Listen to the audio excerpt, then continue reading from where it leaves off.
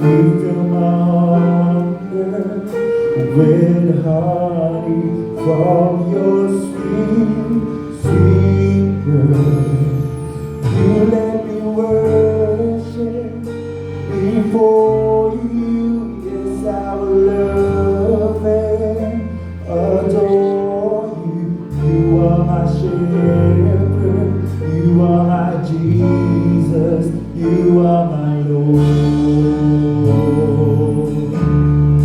You make me lie down in green pastures. You make me wanted for nothing. You fill my hunger with honey from your sweet, sweet word.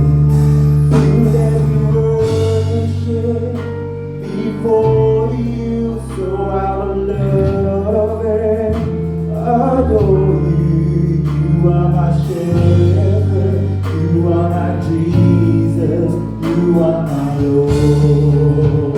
Saan pa po you make me lie down in pastures, you make me wanted for nothing. You fill my hunger with honey from your sweet, sweet word.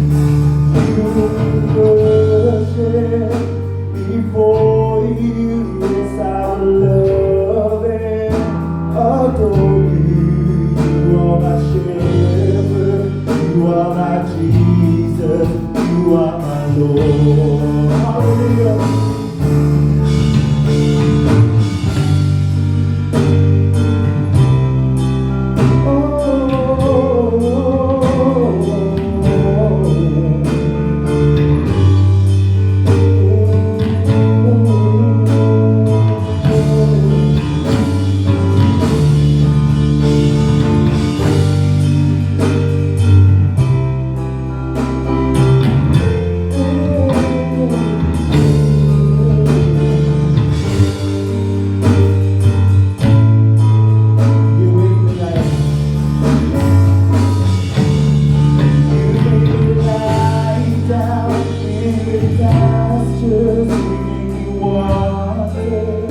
For nothing, you fill my hunger with honey from your sweet, sweet word. You let me worship before you. Yes, I will love and adore you. You are my shepherd, you are my Jesus, you are my Lord. You make me lie down in pastures, you make me wanted for nothing. You fill my hunger with honey from your sweet, sweet word. You let me worship before you, so I will love and adore you. You are my shepherd, you are my Jesus, you are my Lord. You are my shepherd, you are my Jesus, you are my Lord. You are my shepherd, you are my Jesus, you are my Lord. Hallelujah.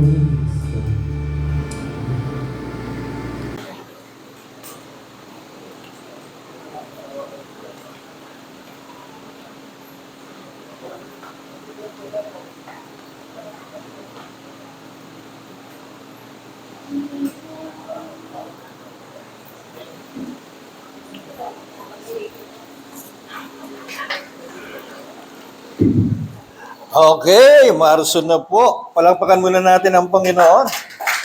Kadalasan, pag Marso, patapos na yung amihan. Ako, ayan na po yung paborito nyong weather. Ang totoo, ayaw ko yung weather na yan. Summer, pinakaayaw ko sa buong taon. Mas gusto ko pa yung tag-ulan. Pero siyempre, yan ang paborito ng mga teacher at estudyante. Gusto nila yan. Kasi bakasyon yan. So, praise the Lord po sa umaga na ito. At tayo po ay magpapatuloy. Last Sunday po ay sabi natin piliin nating maging masaya. Kaya rin ay kainan ng lahati. Kami-kami lang po yung natira. Kami-kami lang yung natira. Pero, siyempre, sabi natin sa message, piliin natin maging masaya. Pero mga kapatid, alam niyo po, nakapagpapasaya kayo. Ang inyong presensya ay nakapagpapasaya palagi. At actually, ang meaning talaga ng mapalad o yung blessed sa English, yung blessed na yun, yung sa atin kasi mapalad. No? Pero sa English ay happy. Happy. No? Happy, masaya. Kaya, ang happy, nakapagpapahappy din. Siyempre, pag sa isang tao, masaya siya at di ka happy sa kanyang pagka-happy, ay, ikaw ang may problema nun, mga kapatid. Amen? Okay, diretso na po tayo sa mensahe ng Lord. Alam niyo po, last Sunday, wala na namang boses yung, siguro, ako rin yung may kasalanan nun. Hindi ko alam kung ano yung mali. Hindi na-record. Na-record yung pagsalita ko. Pero walang tunog. Walang sound, wala akong boses. Hindi na-record yung boses ko. Para ba yung sinaunang, Charlie Chaplin yung walang boses. Kaya gusto ko mag-review. Okay lang ba sa inyo? Reviewin yung nakaraan para na rin sa mga wala. No? At sinimulan natin, Jesus is our manifestation. Year 2025 ay manifestation ng mga prayers natin. Hindi lang yon, tayo din. Manifestation din natin. Manifestation ni Jesus through us. Amen? Alam niyo yung mga bagay na hindi natin nagagawa, yung matuwa sa atin ang tao, maging pagpapala tayo, maging liwanag tayo sa kanila. Si Jesus lang ang makakagawa noon sa buhay natin. Amen? So part 2 na po tayo. Jesus is our manifestation. Sabi natin dyan, in Him was life, na kay Jesus talaga ang talagang, yung totoong life, yung totoong dapat daanan ng tao. Ayoko sabihin dapat baka mapuwersa kayo. Pero yun yung life. Hindi naman tayo mapupuwersa kasi yung life na yun, nasa iyo. Hindi lang tayo aware, no? So in Him was life, and that life, tingnan nyo, that life, tingnan nyo ang connection yan. That life, that very life, was the light of all men. Yun ang pinakaliwanag natin. Ang totoo, wala kang sariling liwanag. Hindi ka magiging pagpapala without Jesus. Hindi ka magiging blessed without Jesus. Hindi ka magniningning mag-isa. No? Pero binigyan kang liwanag ni Jesus. At yun yung kanyang buhay na nasa iyo. Amen? Ang buhay po ni Jesus, alam mo man o hindi, nasa atin. Tinahanan niya kasi tayo. Siya yung nagpasyang ibigay ang buhay sa atin. Hindi ikaw, kapatid. Oo, may naririnig tayo na binigay ko buhay ko kay Jesus. Pero ang totoo, siya ang nagbigay ng buhay sa atin. Hindi lang sa cross. Yung Jesus na nanalo sa cross, nagtagumpay sa lahat ng sakit, karamdaman, kahirapan, sumpa, at kamatayan kasi nabuhay siya, kaya nanalo siya. Yung Jesus na yun na nagtagumpay, yun ang tumira sa atin. Yun ang nananahan sa atin. Yung buhay na iyon ni Jesus nasa atin. Amen!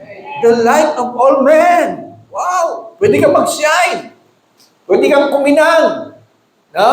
Pwede kang magliwanag. Ibig natin sabihin doon ay maging blessing sa mga nadidiliman. Magiging pagpapala sa mga nadidiliman. So sabi natin si Jesus ay Diyos na nagkatawang tao. Tama po yan. Ano ha? Sa kanyang buhay, pinakilala niya ang Diyos. Kung ano ang Diyos, pinakilala niya. Ang Diyos Ama. Pero sa kanya ding buhay, pinakilala niya ang tao. Ang tao. Sino ang tao sa Diyos? Ang Diyos, ang pag-ibig niya ang tao. Ano ho? Kasi sa pagkakasala ni Adan, sabi natin, may dalawang maling paniniwala ang isinilang. Nire-review ko lang ha. Nire-review ko lang. Sa pagkakasala ni Adan, may dalawang maling paniniwala ang isinilang. Ano yon? Na ang Diyos ay galit. Nagtago siya eh. Na ang Diyos gagantihan siya. Na ang Diyos ay dapat katakutan. Kaya si Adan at si Eva parehong nagtago sa takot nila sa Diyos. Bigla yung perspektibo o pananaw nila sa Diyos na mabait, maibigin, maamo na twist, na bago. Kasi nagtago sila. At gano'n ang tao ngayon. Hanggang ngayon, kinatatakutan ang Diyos, iniisip, galit sa kanila ang Diyos dahil sa klase ng buhay na meron sila. Yung maling iyon, mula kay Adan, tumulay hanggang ngayon, namamana natin. No? Na ang Diyos ay galit. Ano pa yung isang mali na isinilang? Na ang tao ay hindi karapat-dapat, no? Na ang Diyos, kinamumuhian niya ang tao. In short, hindi mahal ng Diyos ang tao. No? Tingnan nyo, lahat ng mga nangyayari sa buhay ng tao, binibintang sa Diyos. Nagka-cancer, nawalan ng trabaho, nasunog ang bahay. Diyos ko, bakit mo naman? Di ba? Ano kinalaman ng Diyos doon? Di ba kaagad-agad, Diyos? Mabuti ang Diyos. Kasi guilty ang tao eh. No? Guilty ang tao sa kanyang mga ginagawa. Kaya antimanong may mangyari, Diyos ko, agad-agad iniisip ginantihan ng Diyos. No? Na hindi maling-mali, no? At itinama ni Jesus iyon. Ang Diyos noon pa, palibasa galit sa isip ng tao, hinahandugan ng kung ano-ano. Sa paniniwalang mapapahupa nila, ng handog nila ang kanyang galit. Hanggang sa dumating na nga sa punto, pinapaliwanag ng mga kapatid, nakikinig kayo, dumating na nga sa punto na mga anak na ang inaalay. Doon nagsimula po yun. Ialay yung mga panganay na anak. Pinapatay. Sinasaksak ng ama yung panganay na anak bilang handog sa Diyos. At yun po ay hindi. Galing po yun sa mga Diyos-Diyosan, kinabaal. Sila talaga yung mga hinahandugan. Malayong-malayo pa kay Abraham, uso na po yung paghahandog ng panganay. Uso na po paghahandog ng anak. Kaya nga, sabi natin, ang Diyos pinatulan tayo sa gusto natin. O sige, wag na, para bang ganito, wag na kayong papatay, mamatay na lang ang anak ko. Nakuha niyo yun? Grabe, Grabe yun. Siya na lang ang mamatay. Kasi sa pamamagitan nun, nawawalan ng condemnation, lumalaya ang tao. No, lumalaya ang tao. No, sa kasalanan, sa condemnation ba? Ano ba tayo? Sa guilt. No, kapag kaya rin nila maghandog, wala yung guilt. No? Amen. Nandiyan pa kayo? No? So sa paniniwala, ang Diyos ay nalulugod sa handog. Pero yung mali, sabi natin noong nakaraan, tinama ni Jesus. Paano na itinama ni Jesus ito? Inahayag ito sa buhay niya. Na ang Diyos ay pag-ibig pala at ang tao ang kanyang pag-ibig. Ulitin ko, ang pag-ibig ng Diyos ang tao.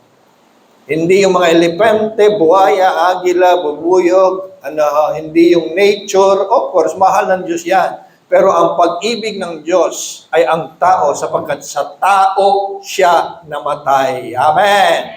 Palakpakan natin ang Panginoon doon. Sa tao siya namatay. Kaya niya nasabi, no, sa buhay ni Jesus, ako ang katotohanan at ang katotohanan pagpapalaya sa inyo. You will know. Kaya ang sekreto sa pag-upo diyan, sa pakikinig ng salita ng Diyos is knowing. Abang dumadami ang alam mong katotohanan galing kay Jesus, abay, nagkakaroon ka ng malayang buhay. Malaya. Alam niyo, pinakakawawang taong nabubuhay. Yung taong maraming pinapaniwalaang pamahiin. Mga malas-malas, mga swerte-swerte, alipin ka lang ng mga bagay na yun, mga kapatid. Natatalian ka. Ang nakakatakot sa swerte, sabi nga natin, may kakambal na malas. Ano ha? Pero yung pinagpala, wala nang kakambal na sumpa. Amen. At kayong lahat ay pinagpala na dahil kay Jesus. Amen. No? So, kaya sa dalawang kalikasan ni Jesus, Diyos at tao, nagliwanag siya bilang anak ng Diyos. Nagliwanag din siya bilang anak ng tao. Sa Bible, mababasa nyo, palagi niyang sinasabi, anak ng tao. Anak ng tao. Siya yun eh. Para bang sinasabi niyang, katulad niyo rin ako. Pero ganito kayo, dapat mamuhay sana. Pumanatag kayo sa Diyos. Minamahal ng anak. Minamahal ng ama ang anak. Ang tao, minamahal ng Diyos. Kaya sabi niya, as the Father hath loved me, so have I loved you. Remain in my love. In my love. Remain in my love. Kung gaano ako makakamahal ng Ama, ganun din ang pagmamahal ko sa inyo. Manatili kayo sa pag-ibig ko sa inyo. Doon kayo manatili. Huwag mong piliting ibigin ang Diyos. Huwag mong pilitin. Kaya nagkaroon ng message na ganito, sumabog yung message. Stop trying to love God.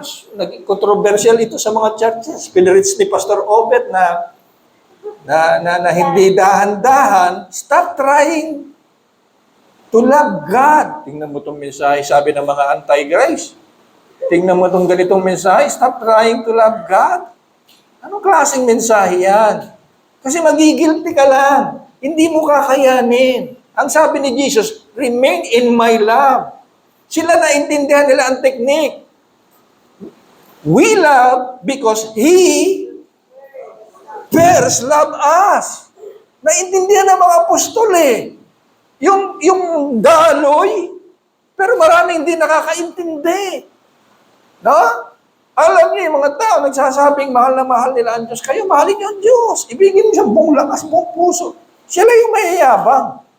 Kasi nanggagaling sa effort nila. Nanggagaling sa lakas nila. No?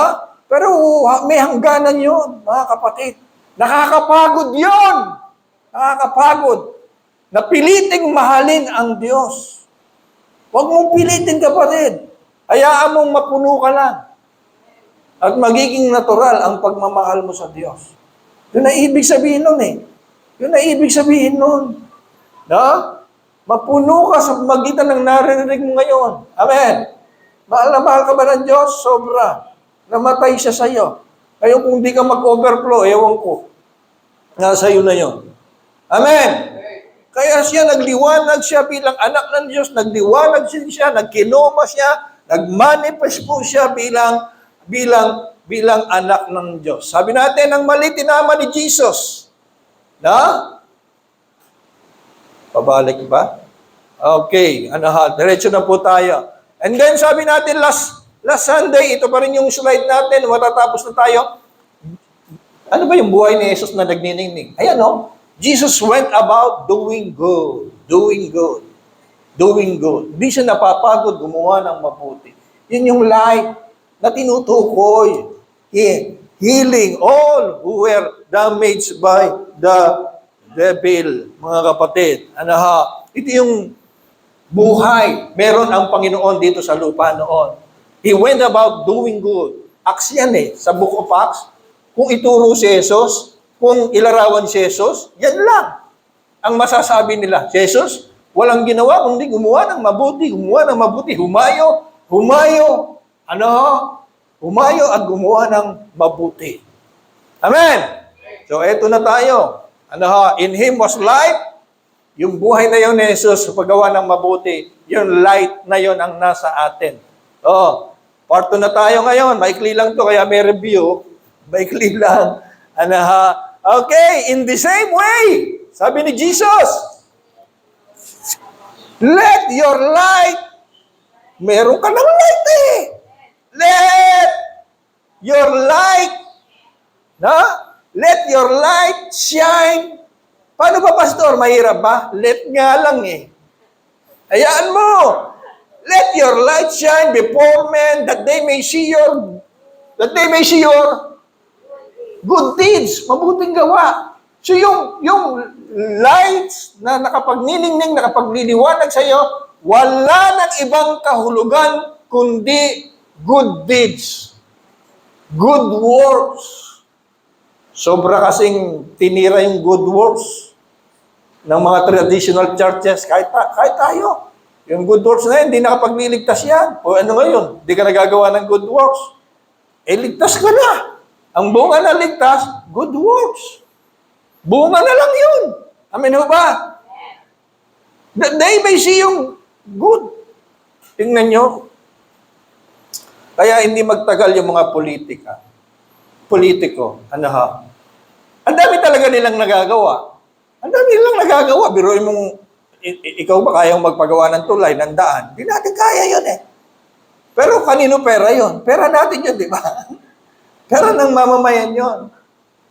Pero tingnan mo kung saan merong pagawain, merong malaking litrato. Tama ba ako? Kung hindi malaking litrato, malaking larawan. Pinipilit nilang mag-shine ba? Pero ng tao yun. Kaya ang galing nung, hintayin natin yun. Naiinip na akong maging pangulo yun. Si Biko. Biko ba yun? Biko? Para naman kasi Kalamay yung pangalan eh. Si Biko. Na? Hindi daw siya kailanman maglalagay ng pangalan niya o literato niya sa lahat ng pinapagawa niya kasi pera yun ng tao. Grabe. Sana lahat ganun. Sana lahat ganun. Walang nakadisplay, kahit anong laki ng tulay, kahit anong haba ng daan, walang nakadisplay na pangalan. Kasi pera yun ng tao. Ilagay na lang doon, salamat sa mga buwis ng tao. Hindi eh. Hindi buwis eh. Buwisit eh. Okay, So yung kinoma, yung light, yung manifestation is all about letting the light of Jesus to shine. Hayaan mo lang daw. Paano ba talaga, pastor? Ang hirap eh. Ang hirap magdingning, ang hirap magliwanag. Good works nga. Mabuting gawa nga. Di ba nakakatuwa yung mga tao? Uy, mabait yun. Uy, mapagbigay yun. Yun, kahit kailan di ko nakitang nagalit yun. Yun, kahit sino binibigyan. Tingnan nyo, pag pinag-uusapan, nagniningning, nagliliwanag. Jesus went about doing good. Yun ang connect nung sa kinoma. Nag-manifest si Jesus by doing good. Amen. Let lang, mga kapatid. Hayaan natin. Mateo 5, tingnan nga natin sa Tagalog. Kayo ang ilaw. Hindi sinabi ni Jesus, kayo pilitin yung maging ilaw. Kayo magpakailaw kayo. Kaya ang simple response is to believe. Oh, ilaw pala ako. Ilaw ako. Tapos, period. Di ba? Kaya, hindi ka naniwala, talo na. Hindi ka naniwala eh.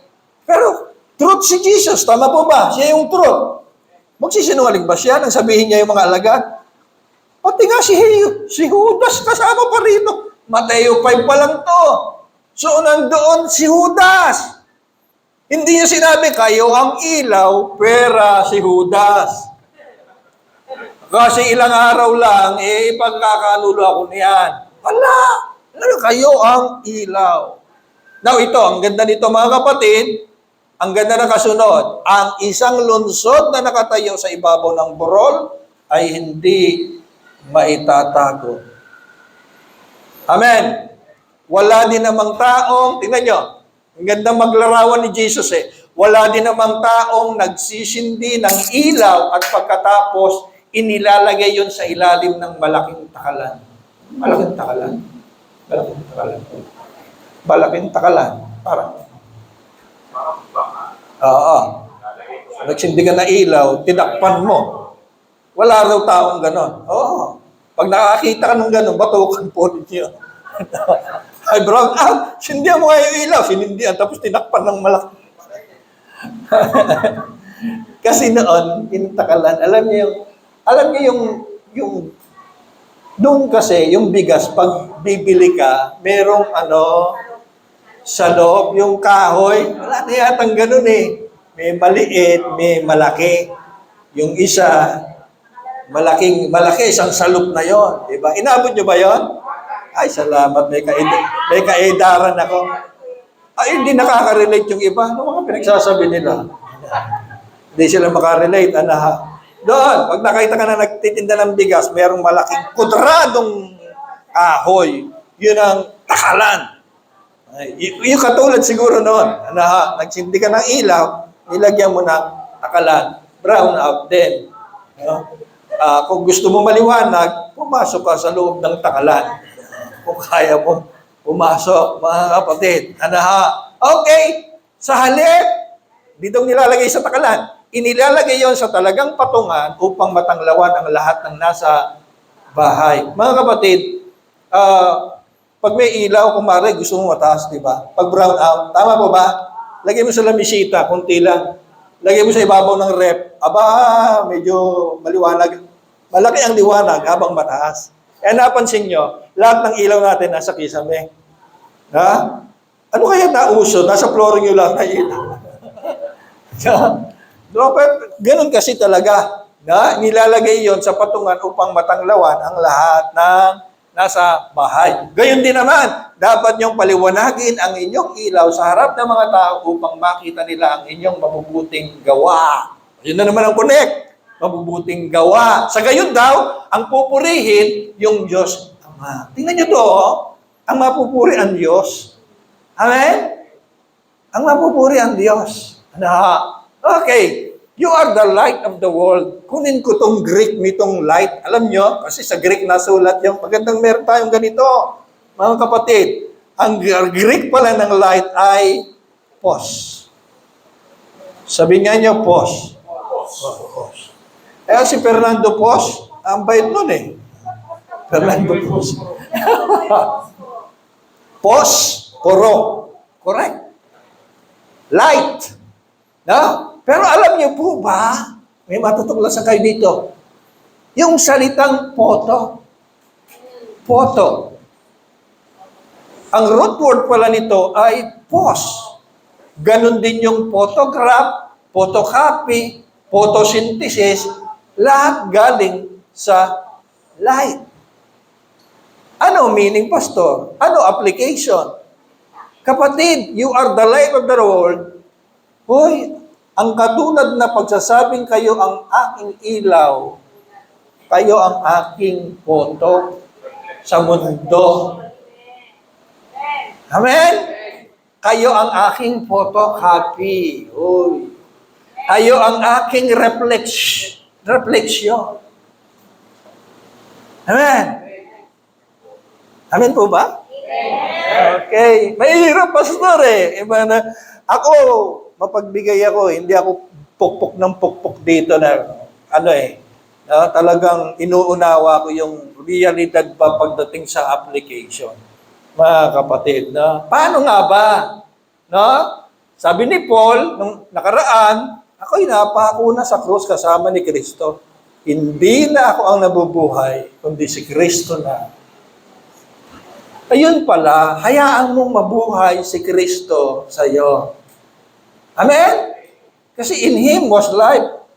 And that life was the light of all men. Yung buhay niya nasa iyo daw. Ang problema, hindi tayo aware eh. Hindi ko feel ang buhay ni Kristo nasa akin. Pero ngayon, feel nyo. Tama po ba? Pag linggo, feel nyo. Maya-maya, hindi na natin feel. Pag nasa bahay na tayo. Bukas lalong hindi na tayo feel. Pag linggo ng umaga, maaga-aga, medyo feel na naman natin. At sa pag-upo natin. Siguro kailangan ay ipamuhay ng ipamuhay. Umaga pa lang, hallelujah, maging aware ka na ang buhay ni Jesus ay nasa iyo at hindi na ikaw ang nabubuhay, kundi hahayaan mo mabuhay si Jesus sa iyo. Ganito yan eh, kapag may sitwasyon, kung si Jesus ba, may sitwasyon, may lumapit sa iyo, makinig kayo. Kung Kung si Jesus kaya, anong gagawin niya? Ganun lang yun. Di ba? Kung si Jesus kaya, anong gagawin? Ha? Kanina habang papunta kami rito, merong pagkabagal-bagal na polong-polong na walang plakang akala mo magkakahiwa-hiwalay na. Akala, kami lang dalawa, parang purisisyon yung aming, parang may nililibig. Kapag ka ganon, hindi mo malaman na. Pero pagka ganon, iniisip mo, ano ba gagawin? Buti nga ikaw nakaganyan sa sakyan, gusto mo palit kayo. Pinakamabilis yun, gusto mo palit kayo. At saka maganda rin daw yung iniisip mo, baka may pinagdadaanan yun, kaya may iniisip na malalim.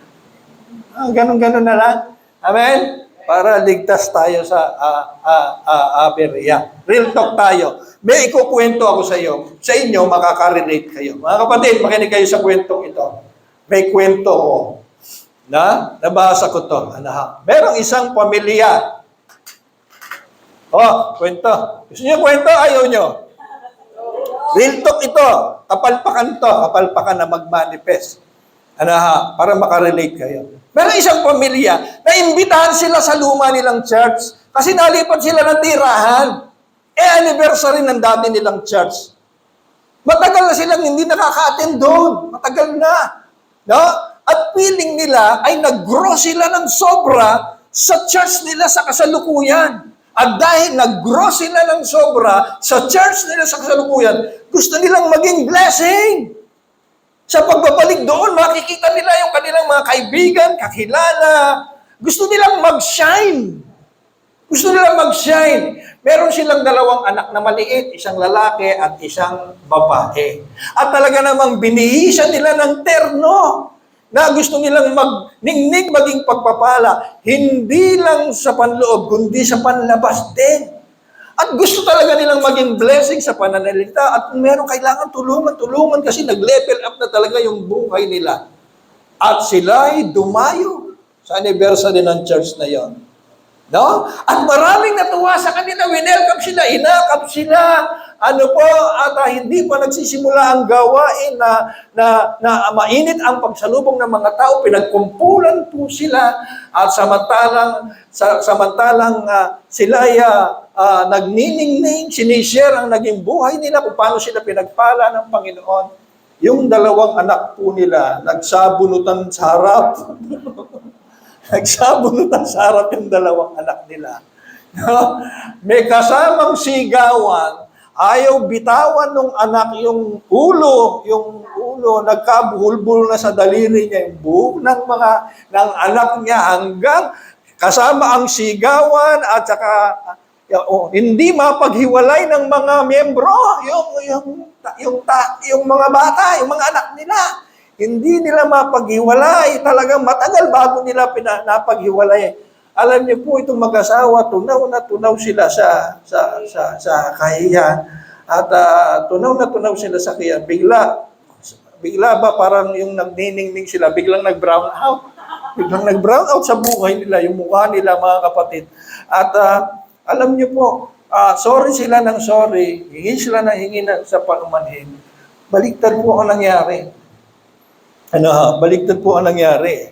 Bakit po baliktad ang nangyari? Sa halip na punahin siya, kinakap siya, tinapig ang likod, pinalakas ang loob na, wala yan. Normal yan. Wala yan. Amen? Sa halip na siya ang magliwanag, mukhang ang nagliwanag, ang matured, ang nag-grow talaga ay yung mga church. Yung church pala. Kasi okay lang sa kanila yan. Wala siyang narinig na puna, na pintas. Wala siyang narinig. So nag-shine ang church. Pero kasama siya. Amen. Amen. Minsan, mahirap mag-shine mag-isa. Amen. Pero sama-sama, mas maliwanag. Sama-sama, mas maliwanag. Palakpakan natin ang Panginoon. Sama-sama, mas maliwanag. Ano? Ito pa, kwento. Gusto niyo pa na isang kwento?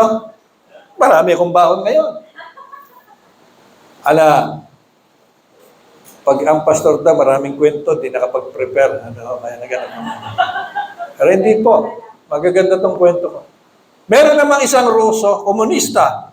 Ruso, komunista yan eh. Nakatakas sa bansa nila. Parang yung mga North Koreans ba yan?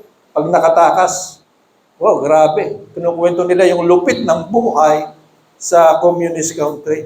Itong Rusong ito, nakatakas. Napadpad nga ng Amerika, di naman marunong ng English. Di marunong mag-English. No? At hirap na nga siya, lalo siyang nahirapan dahil wala siyang makausap, puro senyas lang. Puro senyas lang. Alam niyo, nakita ng Rusong ito, yung isang church na walang ginawa kundi magpakain. Nagugutom na siya. Doon siya kumain, almusal, doon siya nanananghalian, doon siya naghahapunan. At sa tuwa nila sa kanya, ay malabo na mata, binigyan ng salamin, pinasukatan ng salamin, binigyan ng damit, ng susuot, sapatos, mga tutuluyan. Mga kapatid, alam niyo itong Ruso na to? Siya ngayon ay isang sikat na evangelist na wala rin ginawa kundi magpakain.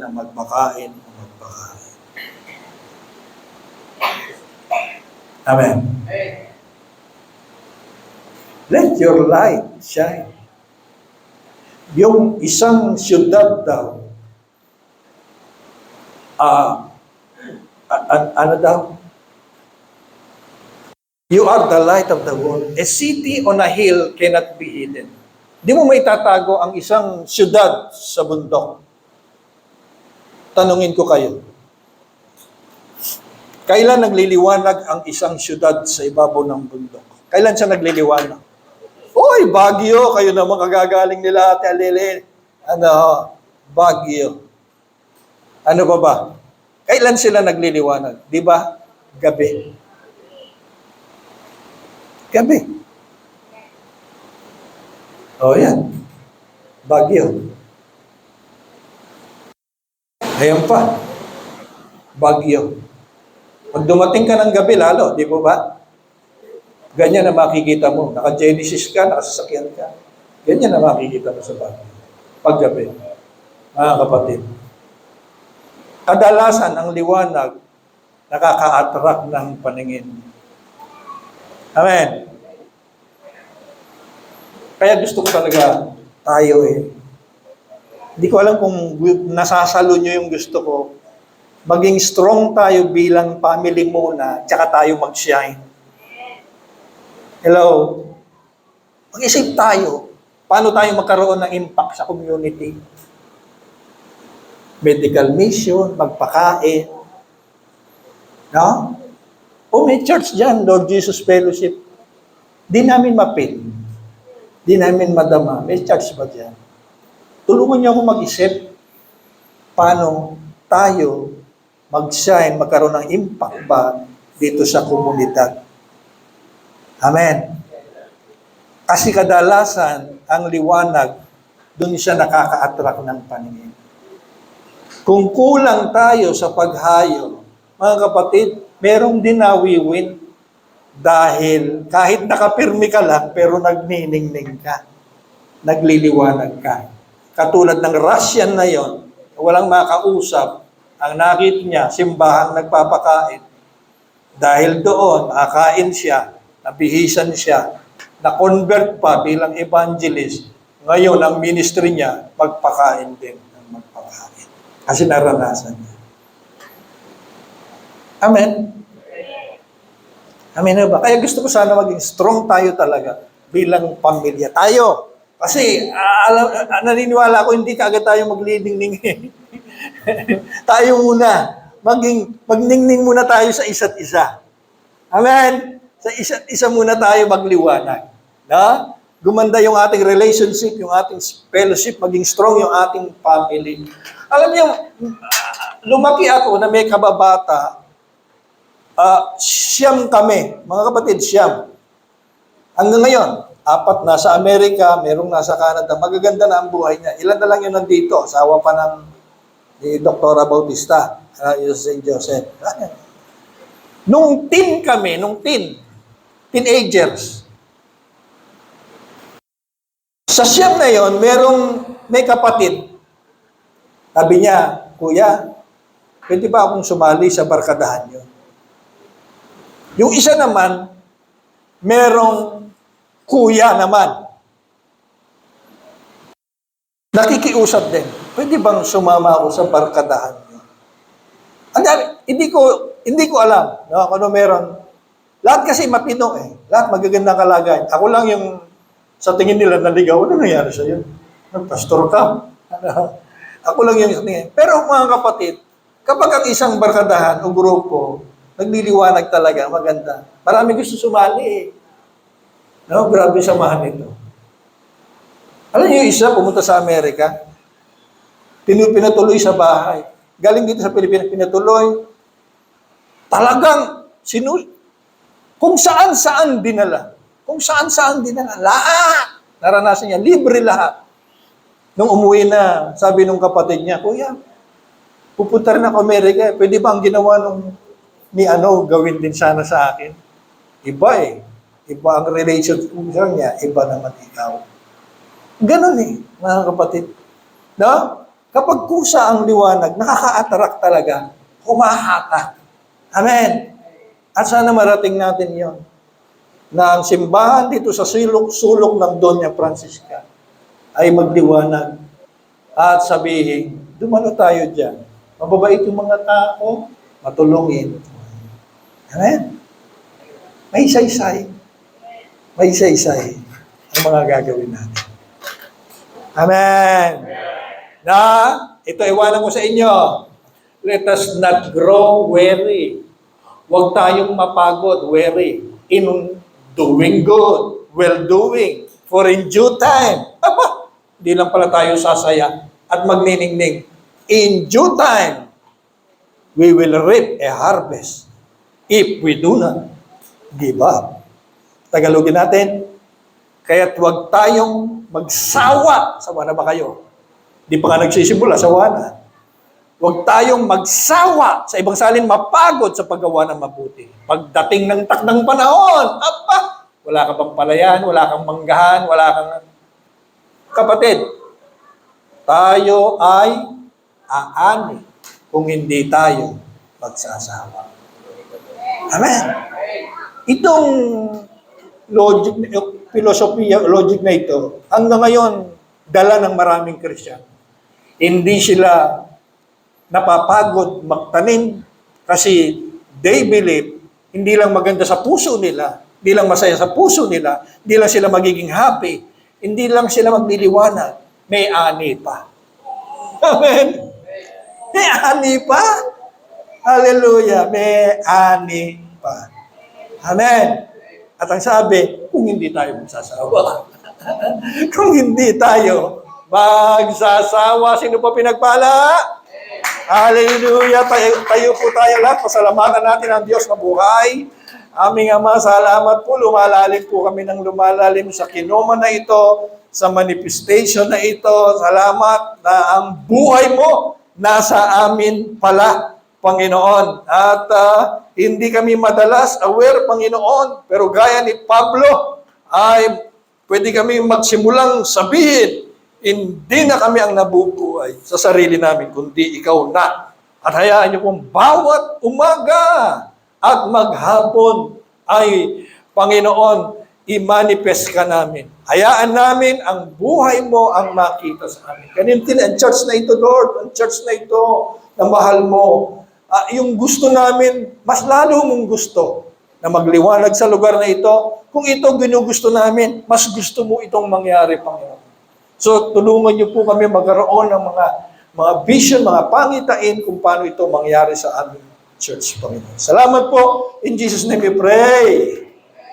Amen. Amen.